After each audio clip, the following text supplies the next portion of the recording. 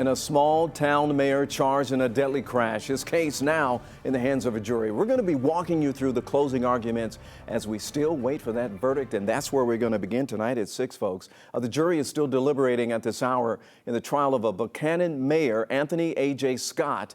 The former state trooper is charged in a high-speed crash that killed 2 teenagers nearly a decade ago. 11 Alive's Marissa Sarback is live in Carroll County tonight. So, Marissa, when could we actually hear that verdict? Do we know? Only time will tell, Ron. We are heading into hour 6 of jury deliberations. And the last time we saw the jurors was just before 5 o'clock tonight when they asked the judge if they could see 2 pieces of evidence once again. First, they wanted to see the video from A.J. Scott's patrol vehicle. And then also they wanted to see the body cam video from that first responding officer. Now, all of this happening today after we heard from both the defense and prosecution in their closing arguments. A.J. Scott's defense team replayed the video from his former Georgia State Patrol car's dash cam. Yet another car with a turn area that they could have made a left. Is it probable that they would make a left in front of him? No, it's not. How would he know? How would any driver? The prosecution arguing speed is what caused the collision. 5 seconds prior to the crash, A.J. Scott's patrol car clocked 90 miles per hour. At the time of impact, he hit the other car at 65 miles an hour. The speed limit on Highway 27 is 55 miles an hour. Homicide by vehicle in the second degree, which is causing the death of another, again, without the intention to do so, by speeding.